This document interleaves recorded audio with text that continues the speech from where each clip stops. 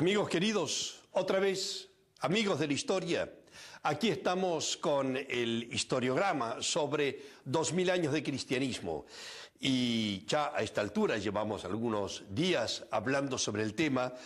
Yo me permito aconsejarles que tengan en mano esto, porque les va a resultar mucho más interesante todavía si cuentan con el esquema en la mano para entender mejor lo que queremos en estos días ir diciendo y avanzando en materia de historia. Y les comento enseguida que si alguien me preguntase de este conjunto de paneles, de murales que están hechos sobre la historia, ¿cuál es el principal?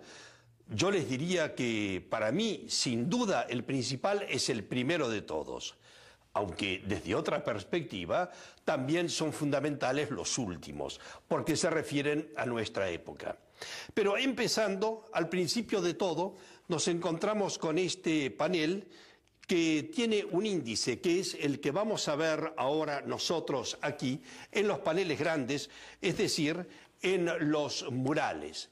Y yo les pediría que ahora se concentren especialmente en este lugar concreto, que es lo que llamamos el índice.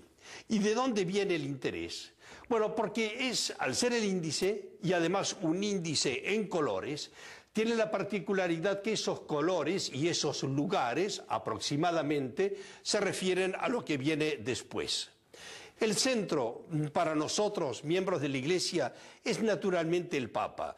No es para decir que los papas hayan sido siempre las figuras más importantes, no quiero decir eso, pero sí que es como un eje, como una columna vertebral en torno a quienes fueron llevando adelante la barca de Pedro, ya que ellos eran los sucesores de Pedro. Y fíjense ustedes que están los papas escritos en azul, y en azul están otros temas vinculados con la historia de la Iglesia más directamente. El color azul es además el color de María, y por eso es que ella está siempre presente en este conjunto. La historia de la Iglesia para arriba, vemos que nos habla de los santos doctores y de las cruzadas, cosa que en los últimos paneles ya no tiene importancia, pero aquí sí. Y después está en color rojo las persecuciones y los mártires. Este es un tema capital, porque el surgimiento del cristianismo y su continuidad a lo largo de la historia pasa por aquellos que se entregaron como Cristo hasta el fin.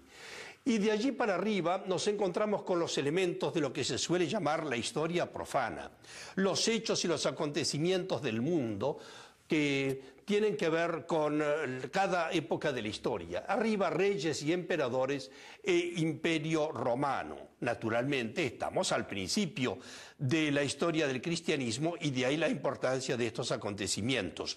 Al final ya veremos que se nos hablará en otros términos de política y de economía de acuerdo a los criterios modernos.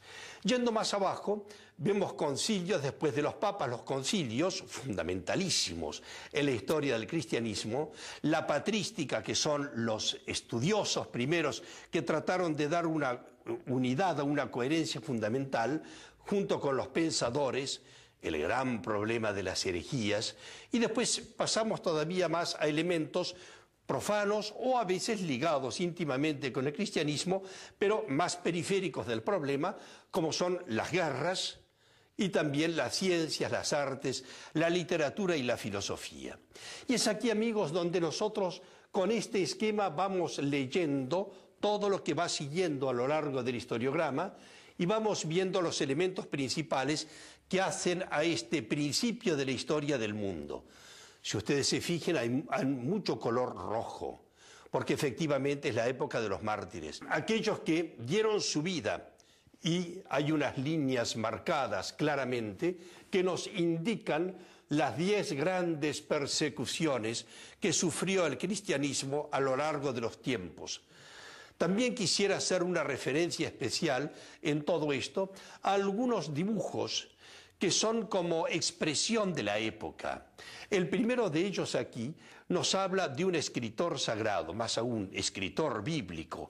Son los evangelistas, es San Pablo, los escritores de los textos bíblicos, aquellos que conforman el Nuevo Testamento.